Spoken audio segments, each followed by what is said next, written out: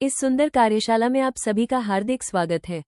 रीढ़ की हड्डी एक प्रसिद्ध एकांकी है जिसके लेखक जगदीश चंद्र माथुर हैं। यह एकांकी समाज में व्याप्त दहेज प्रथा, पितृसत्तात्मक सोच और स्त्री शिक्षा के महत्व पर व्यंग्य करती है। रतन, अरे ओ रतन, जी मालिक। इधर आओ बाबू। अरे धीरे हाँ। साधु साहब, तो क्या मेरे सिर पे रखेगा? परमात्मा के वहां जब अकल बढ़ी थी तब क्या तू देर से पहुंचा था? बिछादू साहब। और हाँ, वो बाबूजी के कमरे में से गाड़ी लेके आ। जी। और हाँ, वो हारमोनियम भी। जी। अरे तुम्हें इस वक्त धोती की क्या जरूरत पड़ गई है? धोती? अभी तो बदल कर आए हो। मैंने कहा तुमसे धोती मांगी। यही तो कह रहा था रतन। अरे पता है ना, आज लड़के वाले देखने आ रहे हैं। हाँ, पर लेकिन वो तुम्हारी लाडली बेटी तो मुंह फुलाए बैठी है। और तुम उसकी माँ किस मर्ज की देवा हो? मैं क्या करूँ? तुम्ही ने इतना पढ़ा लिखा कर उसे सिर चढ़ा रखा है। और अब तुम लोगों के आने में भी कितनी देर रह गई है? वो क्या हुआ? और बाकी सब तो ठीक है ना? हाँ, सब कुछ ठीक है। नाश्ता भी तैयार है। मिठाई तो वो लोग ज्यादा खाएंगे नहीं। अरे हाँ, मक्खन तो रह गया। और हाँ, तुम्हें भी किस समय मक्खन याद आ रहा है? रतन, एक काम कर, जा तो जल्दी से मक्खन लेके जा। जी मालिक। जल्दी जा। और हाँ, हमें ये बात उनसे छिपानी है कि हमारी बेटी पढ़ी लिखी है। पर क्या करूँ, मुझे भी उनकी धक्के सोच और उनकी धक्के बातों पर मुझे गुस्सा आता है। क्या करें? टिंग टोंग टिंग। आइए, आप ही का इंतजार था।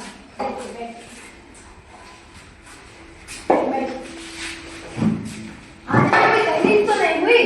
नहीं, टांगे वाला जानता हूँ और हमें तो यहाँ नहीं मकान के। हाँ, और शंकर बाबू, कितने दिनों की छुट्टियां है और पढ़ाई कैसी चल रही है? बस ठीक। अब बिजनेस की बात हो जाए। हाँ, बिजनेस, हाँ वो सब होता रहेगा। आप बैठिए, मैं आप नाश्ता लेके आता हूँ। अरे आप क्या तकल्लुफ करते हैं? तकल्लुफ किस बात का? एक क्षण रुकिए, मैं अभी आया।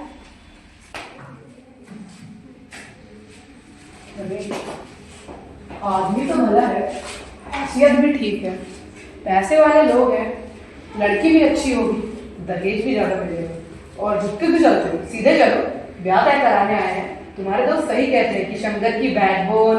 अरे, और पढ़ाई की बात कर ली? हमें ज्यादा पढ़ी लिखी बहू तो चाहिए नहीं, बस ज्यादा से ज्यादा मैट्रिक पास होनी चाहिए। मेम साहब तो बिल्कुल ही नहीं, कौन पालेगा उनकी नखरे। और नौकरी भी नहीं करानी है, नौकरी का तो कहाँ सवाल ही उठता है। देखिए, कुछ लोग मुझसे कहते हैं कि आपने आपके लड़कों को MA BA तक बढ़ाया तो बहुए भी ग्रेजुएट लीजिए। अब कौन बताए उन नकल के ठेकेदारों को कि लड़कियों को पढ़ना लड़कों को पढ़ना एक बात है।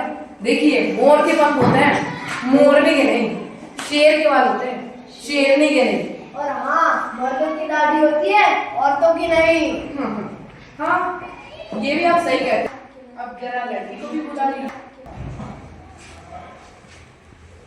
शाल में तो कुछ खराबी नहीं है, चेहरे पर भी छवि है, पर चश्मा।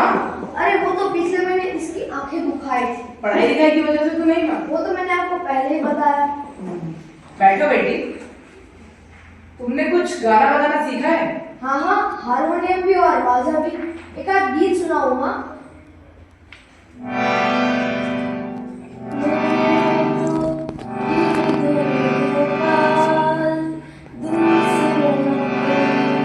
बस पूरा करो माँ। नहीं, रहने दीजिए। लड़की आपका अच्छा गाती है और कुछ पेंटिंग वगैरह। हाँ, वो ये आपको जितनी भी पेंटिंग दिख रही है वो सारी उमा ने ही तो बनाई है। और सिलाई बुनाई आती है? हाँ, वो तो पूरे घर की इसी की जिम्मे है। यहाँ तक कि मेरी कमीज भी। और साथ में इसने इनाम भी बहुत जीते हैं। अरे इसे भी तो बोलने दीजिए। बताओ माँ। क्या बोलूं बाबूजी, आपकी बातें मेरे कानों लग गई थी। अब मुझे भी तो बोलने दीजिए। जब दुकानदार कुर्सी मेज बेचता है तब वह कुर्सी मेज से कुछ नहीं पूछता, बस खरीदार को दिखा देता है। अच्छी लगी तो ठीक है, वरना उमा, अब मुझे बोल लेने दीजिए बाबूजी। ये जो महाशय मेरे खरीदार बनकर आए हैं, इनसे जरा पूछिए, क्या लड़कियों के दिल नहीं होते? क्या उन्हें चोट नहीं लगती? क्या या बेबस भेड़ बकरियां हैं जिन्हें कसाई देखभाल कर। बाबू रामस्वरूप, आपने मुझे यहाँ मेरी बेइज्जती करने के लिए बुलाया है? अरे नहीं नहीं, जी हाँ, और हमारी बेइज्जती नहीं हो रही जो आप इतनी देर से नापतोल कर रहे हैं साहबजादे से कि पिछली फरवरी ये लड़कियों के हॉस्टल के इर्द गिर्द क्यों घूम रहे थे। बाबूजी चलिए, तुम कॉलेज में पढ़ी हो, लड़कियों के हॉस्टल में? हाँ, कॉलेज में पढ़ी हूँ। कोई पाप नहीं किया, कोई चोरी नहीं की और ना ही आपके बेटे की तरह ताक झाँक कर कोई कायरता दिखाई है। बाबू रामस्वरूप, आपने मेरे साथ दगा किया है। आपने कहा था कि आपकी लड़की बस मैट्रिक तक ही पढ़ी है, पर ये तो कॉलेज में पढ़ी है। कहाँ है मेरी छड़ी? उफ, क्या जमाना आ गया। चलो बेटा। जी हाँ, जाइए जाइए,